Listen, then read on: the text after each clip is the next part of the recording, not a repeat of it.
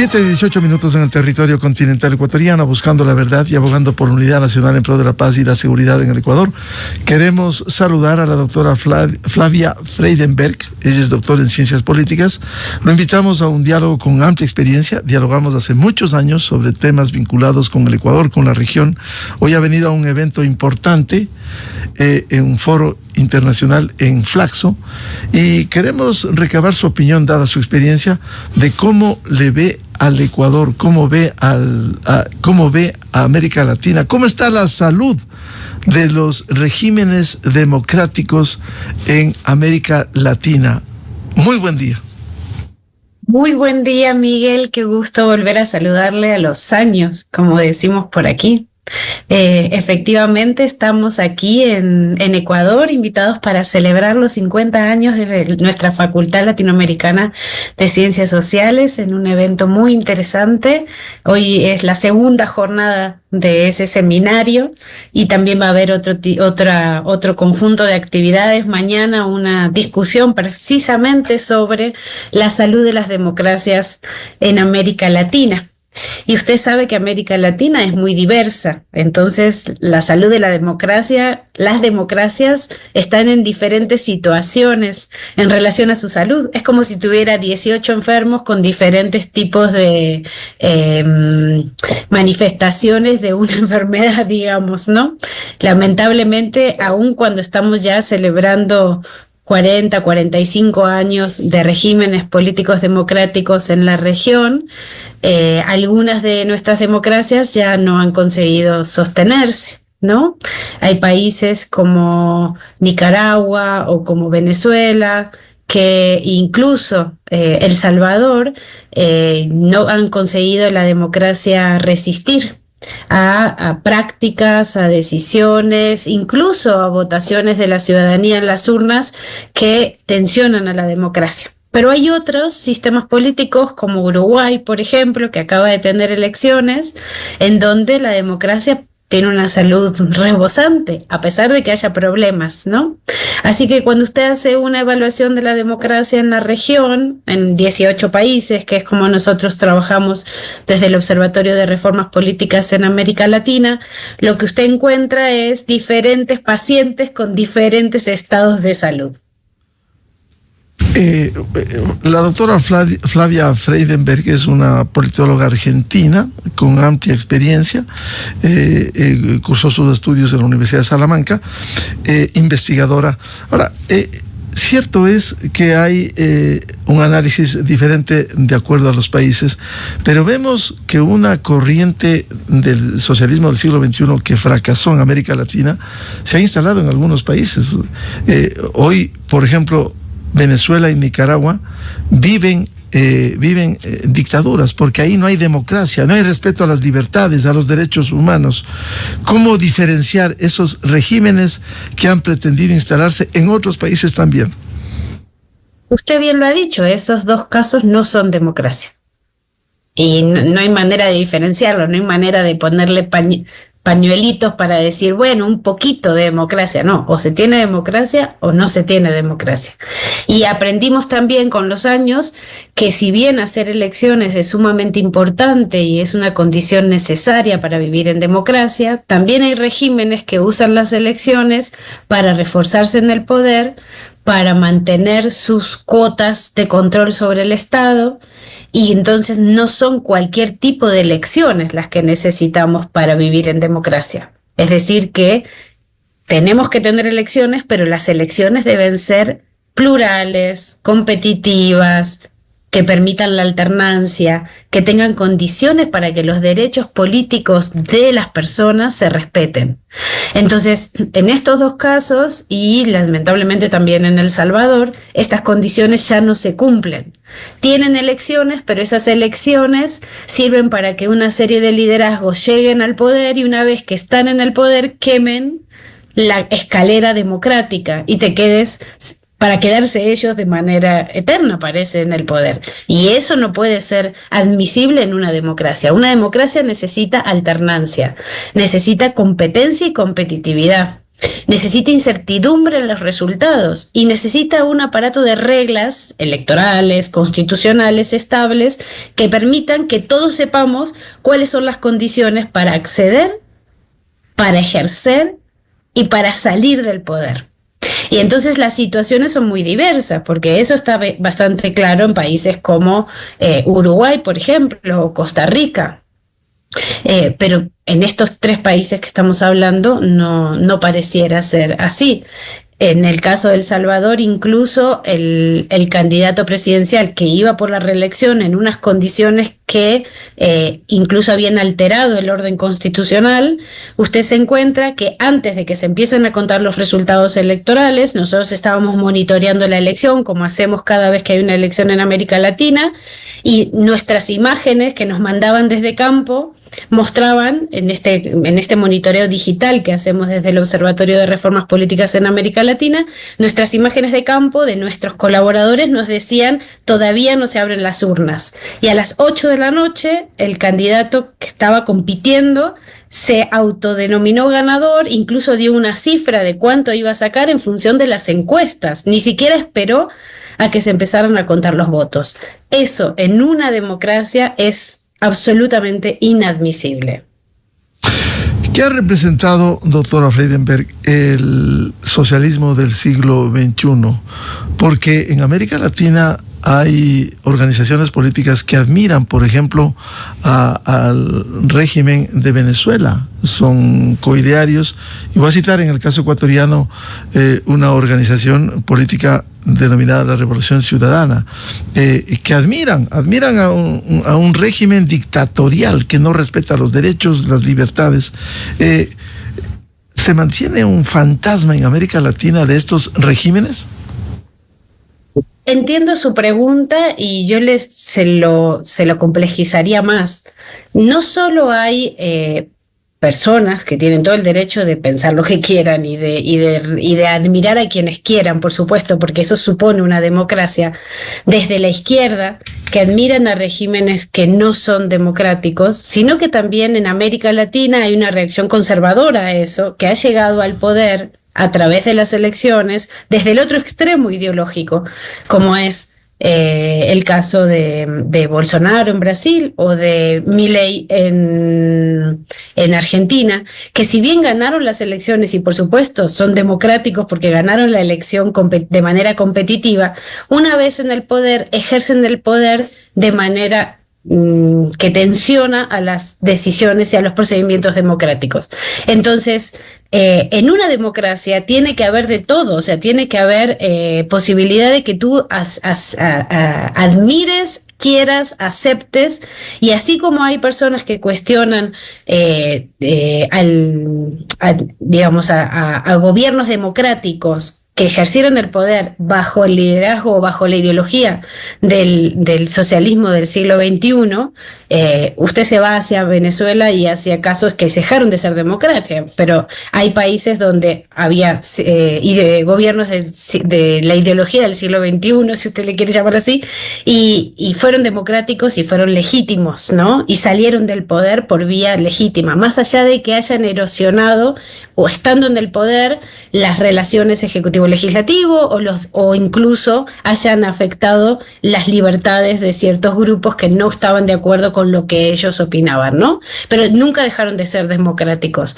Entonces, lo que sí es cierto es que en todos los países de la región hay diversidad de posiciones y hay grupos tanto de la derecha como de la izquierda, que no están comprometidos con los principios y los valores de la democracia, o por lo menos discursivamente sí, pero luego en la práctica tensionan todo lo que tiene que ver con los derechos políticos, la alternancia, la tolerancia al que piensa distinto, el pluralismo, y ese es un problema que atraviesa todos los países. Y yo creo que es necesario tomar cuenta de esto y pensar realmente en un nuevo acuerdo democrático. Efectivamente, si hay personas que legitiman comportamientos autoritarios o liderazgos autoritarios, a mí me gusta llamarles liderazgos antipluralistas más que autoritarios, es porque las democracias que fuimos construyendo todavía no responden a todas las necesidades de la gente, de la ciudadanía. Si bien la democracia es un procedimiento, y eso no lo podemos negar, es un procedimiento a través del cual accedemos al poder, la democracia también supone ciertos resultados. Nuestro querido amigo el doctor Simón Pachano suele decir, ¿no?, que la democracia debe darle resultados a la ciudadanía, porque si usted no consigue que los gobiernos democráticos, electos democráticamente, le den respuestas a la ciudadanía, a sus demandas, a sus problemas, a sus necesidades, lo que usted va a tener es una cantera de personas deseosas de cualquier cosa con tal de resolver esos problemas. Las respuestas tienen que venir de la mano de gobiernos democráticos, electos democráticamente, pero también que ejerzan el poder democráticamente. Y ahí hay una tensión. Hay gente que se confunde en nuestros países, no solo en el Ecuador, que cree que solo vale tener mayoría en las urnas. Y luego, una vez que están en el ejercicio del poder, tienen comportamientos que, digamos, no respetan a las minorías o no respetan los derechos de todas y todos. Y esto es lo que hemos visto en la región de diferentes maneras y diferentes manifestaciones, incluso en el Ecuador, lo cual creo que a un llamado, una convocatoria a las y los demócratas de la región para que pensemos un nuevo acuerdo democrático en el que revisemos qué cosas hicimos bien, ¿no?, qué cosas no hicimos tan bien y qué áreas de oportunidad tenemos para construir una democracia que le dé respuesta a los problemas y a las necesidades de toda la ciudadanía. Vamos a hablar de lo que usted plantea también, lo que significaría el nuevo acuerdo democrático, pero antes, por lo que usted señalaba, doctora Freidenberg, ¿cuánto daño ha hecho el populismo? Los extremos son malos, sea de izquierda o sea de derecha. Hemos visto casos del socialismo del siglo XXI, o el caso Bolsonaro, o el caso Trump en Estados Unidos. Pero ¿cuánto daño ha hecho el populismo?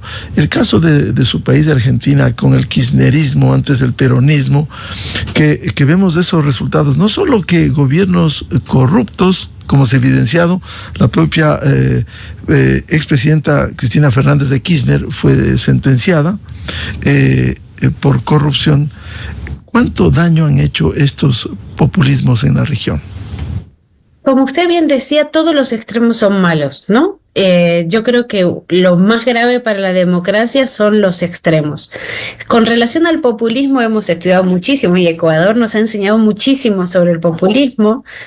Mucho antes de que se instaurara la democracia ya había manifestaciones populistas en nuestro querido Ecuador. La lectura sobre el populismo tiene varias caras, ¿no? Usted puede pensar al populismo como lo ha presentado usted, en el sentido de una fuerza que corroe a la democracia y que es negativa, digamos, para la convivencia democrática. Y en eso usted tiene parte de razón, pero también es cierto que el populismo o los liderazgos populistas han conseguido en algunos países, en el mío, bueno, en el país en el que yo nací, en Argentina, y también en el Ecuador, incorporar a sectores que estaban excluidos del sistema, o se autopercibían excluidos del sistema, a la sociedad, a los procesos democráticos, a una identidad. Incluso cuando el Estado no ha conseguido dar respuesta a esta ciudadanía, esa otra representación, como dice nuestro querido Carlos de la Torre, ¿no?, esa manera de representar diferente ha conseguido incluir en democracias que eran excluyentes.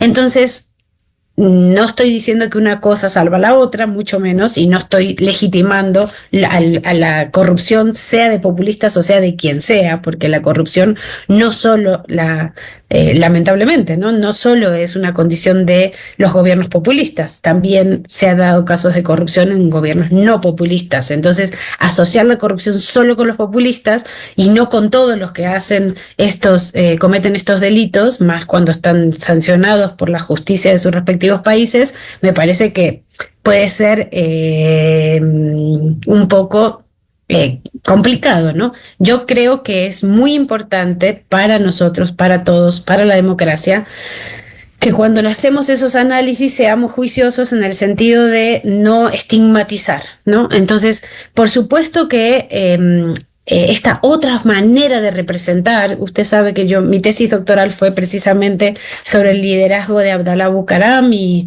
el Partido Roldosista Ecuatoriano, y tuve la posibilidad de trabajar durante 4 años y medio conociendo, ¿no?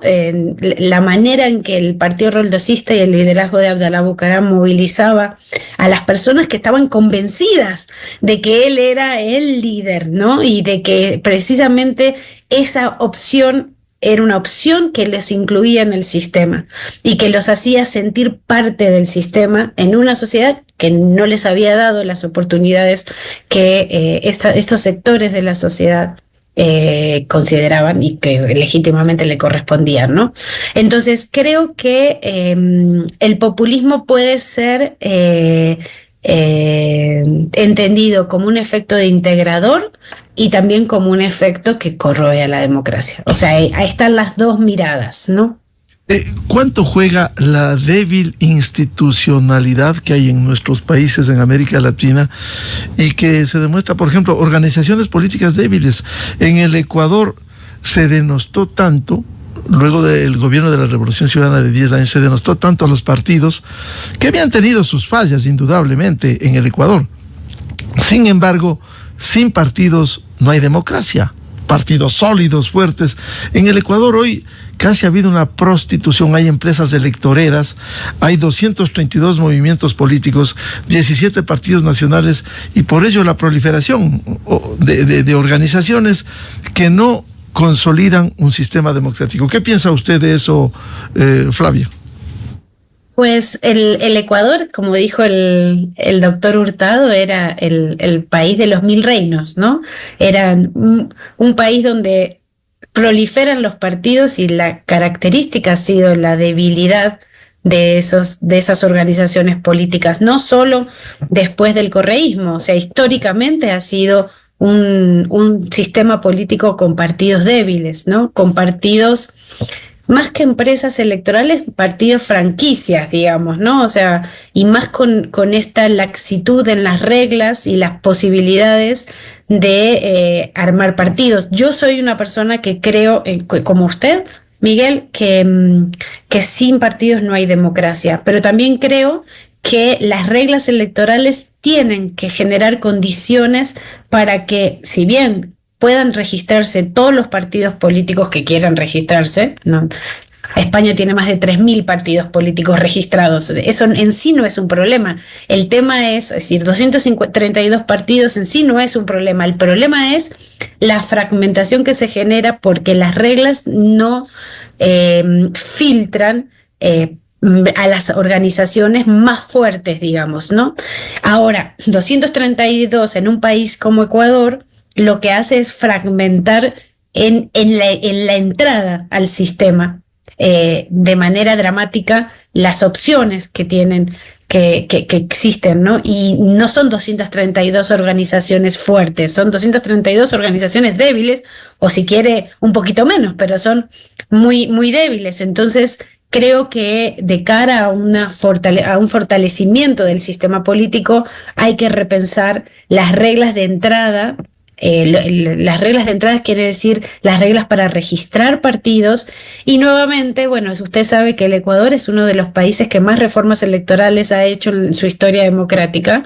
Hemos contado más de 32 reformas al sistema electoral, a los componentes fundamentales del sistema electoral, que son 5 y que de esos 5, esos 5 elementos, si usted los está cambiando constantemente, lo que generan es un sistema muy débil, ¿no? Es un sistema donde los incentivos y las reglas no están claras para todos los jugadores de la competencia. Entonces, venir a decir hay que reformar es como medio, me da un poco de pronto, porque claro, es decir, nuevamente otra reforma, pero yo creo que sí es importante decirle a la ciudadanía la importancia de contar con partidos fuertes y la necesidad de que las reglas electorales generen partidos fuertes. Algo que lastimó muchísimo la fortaleza de los partidos políticos ecuatorianos fue haber abierto las listas, ¿se acuerda? Sistema de listas y entrelistas. Eso fue algo muy penoso, eso lastimó muchísimo la disciplina interna, la cohesión interna, la distribución de los recursos dentro de los partidos. Entonces, el hecho de volver a las listas cerradas y bloqueadas es algo importante que hay que evaluar, en el sentido de que a ver si es cierto, como estoy convencida, pero bueno, los datos hablan más que lo que nosotras estudiamos, ¿no? Por supuesto, siempre están los datos primero. Es importante pensar en fortalecer a los partidos y ver si efectivamente haber cerrado las listas recompone esa organización interna. Y otro tema que tenemos que revisar es el tema del financiamiento de los partidos, ¿no? Los partidos políticos necesitan recursos para hacer organizaciones que no solo están disponibles para competir en las elecciones, sino para estar constantemente, o sea, de manera estable, acompañando a la ciudadanía durante la época no electoral. Y para eso necesitas que los partidos cuenten con recursos públicos, porque si no tienen recursos públicos, es más fácil que venga el financiamiento privado y que tú no sepas de dónde venga ese financiamiento privado y se corroa la transparencia y la equidad de la contienda. Entonces hay toda una serie de elementos institucionales que podemos revisar para fortalecer a los partidos, pero lo primero que necesitamos es que la ciudadanía comprenda que sin partidos no hay democracia y que es fundamental hacer todo lo posible para que se reduzca la oferta partidista, para que se fortalezcan una serie de opciones que sean las que realmente representan a la ciudadanía en sus diferentes manifestaciones, ¿no? De izquierdas, de derechas, populistas o no populistas, ¿no? Tú quieres que cuando se compita, compitan todos y que luego la gente con su voto elija las mayorías que ellos consideren. Entonces, que lo que necesitas es un sistema electoral que filtre la llegada al legislativo de aquellas fuerzas que sean las más representativas de la ciudadanía.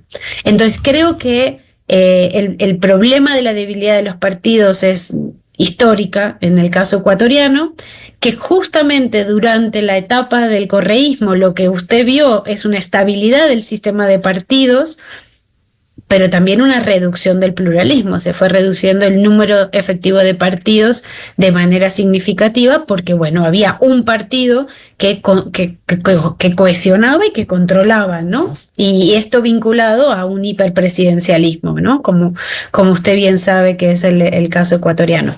Así que creo que lo que hemos tenido después del correísmo es un mayor pluralismo, bueno, no lo creo, lo dicen los datos, un mayor pluralismo en la competencia, pero claro, tenemos ese tema de la fragmentación en la entrada al sistema que licúa la posibilidad de la ciudadanía de poder identificar entre tanta oferta cuáles son los que realmente le suma, ¿no? y le articula en sus preferencias. Todo esto dicho en un escenario donde, claro, los partidos en general, aunque siguen ganando elecciones, no son los que monopolizan el acceso a la información de la gente a los problemas, ellos no se modernizan, ellos tienen problemas para usar nuevas tecnologías para mejorar su vínculo con la ciudadanía. Hay experiencias sumamente interesantes a nivel comparado que podrían los partidos ecuatorianos probar, como a través de WhatsApp o a través de plataformas digitales, contar con una mayor participación de la militancia para que puedan intervenir, discutir, procesar en la definición de las candidaturas, en la definición de los temas, en la definición del modelo de partido que quieren, ¿no?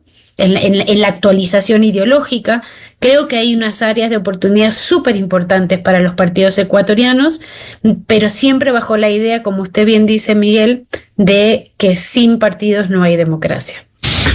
Doctora Flavia Freydenberg, usted nos ha hablado de un nuevo acuerdo democrático. ¿Qué implicaría ese nuevo acuerdo democrático? Porque déjeme decirle, cuando uno revisa periódicamente el latinoamericano, el barómetro latinoamericano, se da cuenta de que la gente en general, los pueblos, han perdido confianza en las organizaciones políticas, en el sistema político per se, e incluso hay un segmento de la población que dice mejor sería una dictadura, lo que no hay cabida, no hay asidero en las actuales condiciones en el mundo democrático, no se puede hablar de eso, pero hay pensamientos que denostan de los sistemas democráticos precisamente porque le han fallado en lo que efectivamente Simón Pachano siempre pregona, que debe ser una democracia eficaz, que dé resultados, que resuelva los problemas y que hoy no lo hace. ¿Cuál sería ese nuevo acuerdo democrático? Usted tiene toda la razón, don Miguel. El barómetro de la democracia o el latinobarómetro dan cuenta de 15 puntos porcentuales de retroceso en la valoración de la democracia desde el 2010 hasta la fecha. Y eso es muy grave. Eso quiere decir que hemos hecho mal nuestra tarea. En México diríamos, hicimos mal la chamba, o sea, trabajamos mal en explicarle a la ciudadanía que sin democracia no es posible la convivencia pacífica. Entonces, creo que lo primero que tenemos que hacer es reconocer esto, reconocer que no fue suficiente todo lo que hicimos o todo lo que se hizo para en la construcción de las democracias latinoamericanas. Y como usted bien dice, si esas democracias no le dan respuestas a la ciudadanía, que yo siempre digo, no es el problema, no es la democracia la que le tiene que dar respuestas a la ciudadanía, es en realidad los gobiernos electos en democracia, porque la democracia es un procedimiento, la democracia no toma decisiones per se, la democracia es el sistema. Lo que tienen que tomar decisiones que den respuestas a los problemas de la ciudadanía son los partidos o los gobiernos elegidos democráticamente. Para eso esos gobiernos tienen que conocer, saber qué es lo que quiere la gente, ¿no? Y entonces es muy interesante ver cómo en algunos países esa ciudadanía que está descreída de la democracia, que yo coincido con usted, que ya no apoya la democracia, que no cree en los partidos, que no cree en los congresos, luego va y apoya liderazgos autocráticos, liderazgos antipluralistas a través de las elecciones democráticas. O sea, ¿cómo no era que no creían en los partidos, no creían en los liderazgos, no creen en la democracia, pero luego usan la democracia para elegir a personas que luego le van a retroceder derechos? Es como muy compleja la relación.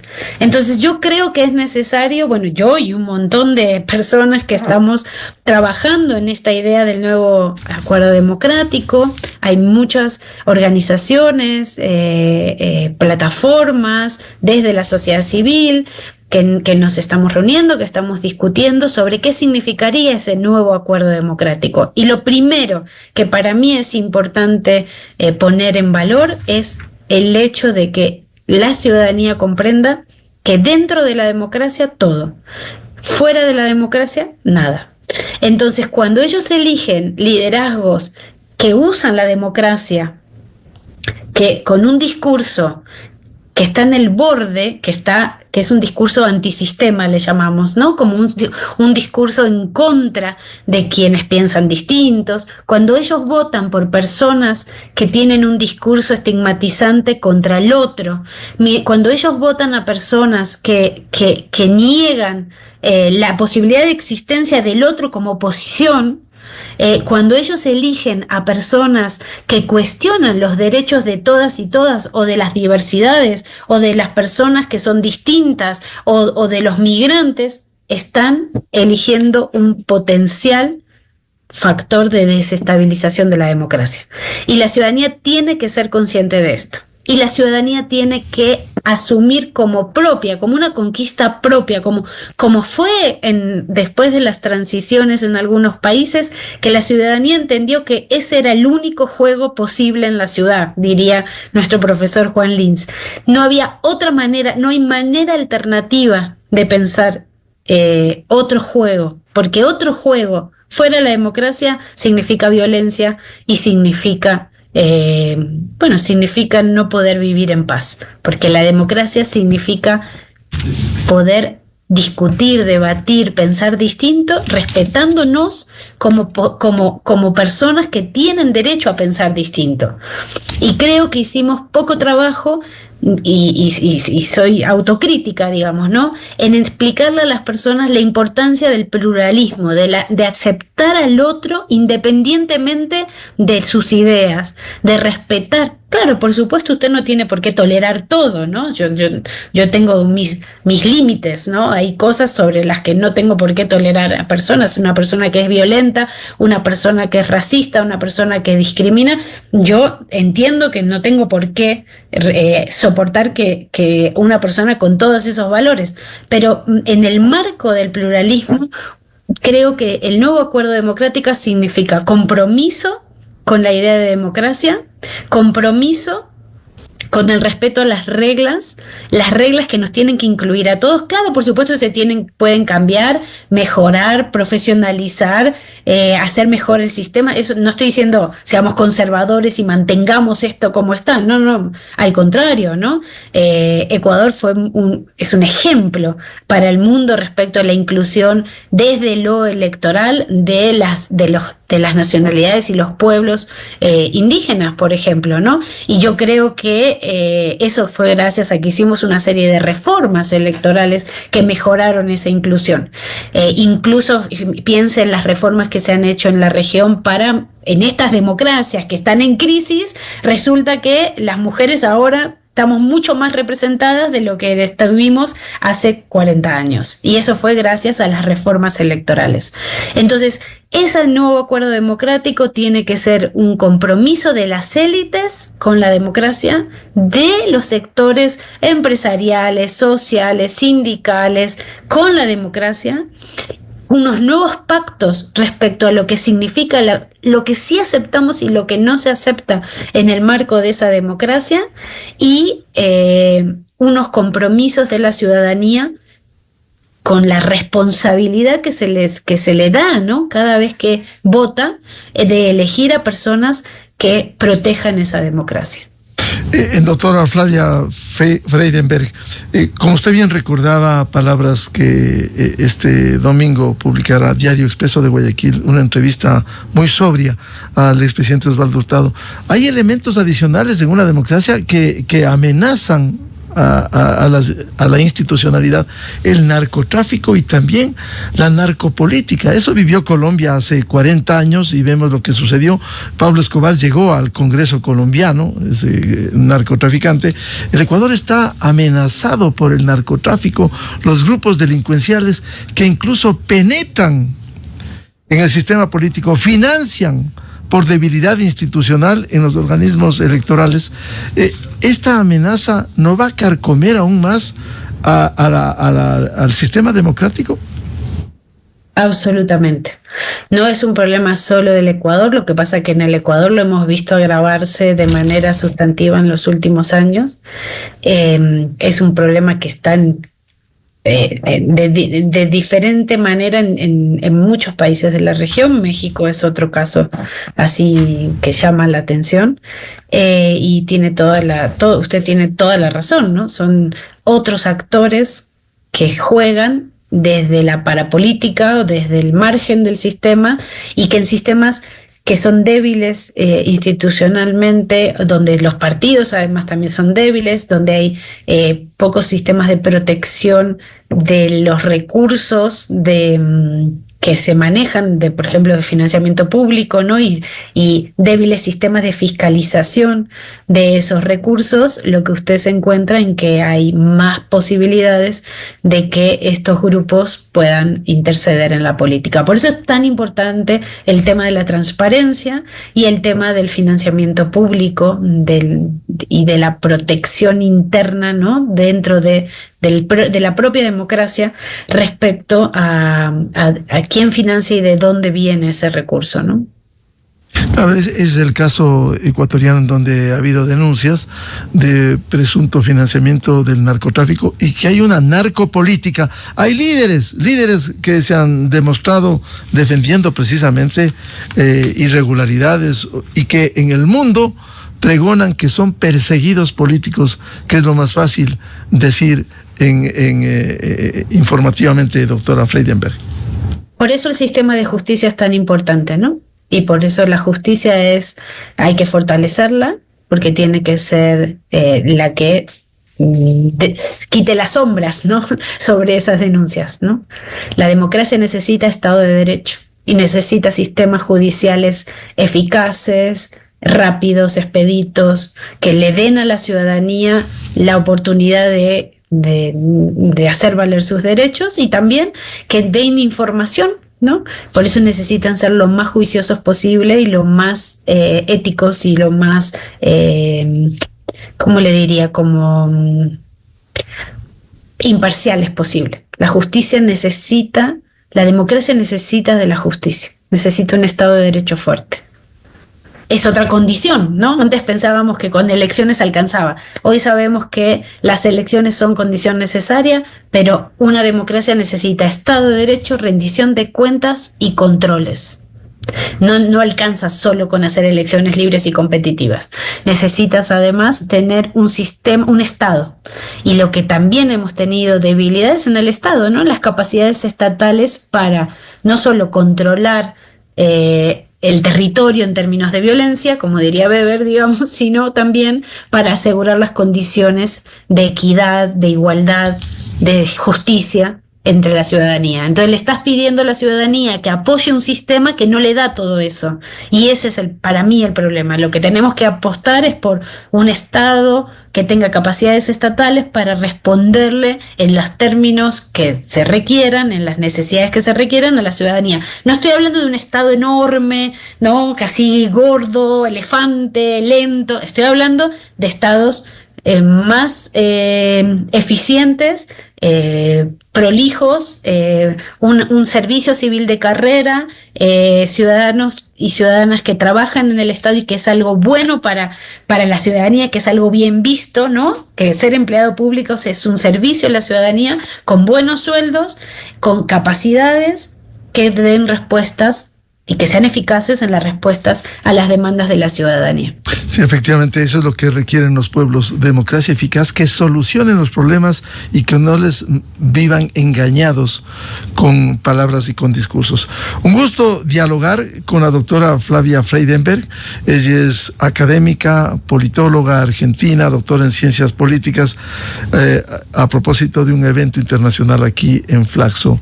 Muchas gracias, Flavia, un gusto saludarlo y una feliz estancia en Quito. Muchísimas gracias, Miguel, como siempre un gusto. Usted sabe que estoy en México, allá en la Universidad Nacional Autónoma de México, a su disposición. En la UNAM, así es que siempre que considere, a su disposición. Muchas gracias. Muchas gracias, muy amable a la doctora Flavia Freidenberg, argentina, que es profesora en México. 7:56 minutos en el territorio continental ecuatoriano. Vamos a una pausa y ya volvemos con el doctor Ramiro Rivera, ex legislador, analista político, para hablar precisamente sobre el momento, la coyuntura que vive el Ecuador en medio de un proceso electoral, debilidad institucional y estas amenazas que se ciernen contra la democracia ecuatoriana. Desde 1984 con Gonzalo Rosero. La revista de opinión Democracia. Siempre líderes, siempre confiables. Enseguida regresa Miguel Rivadeneira.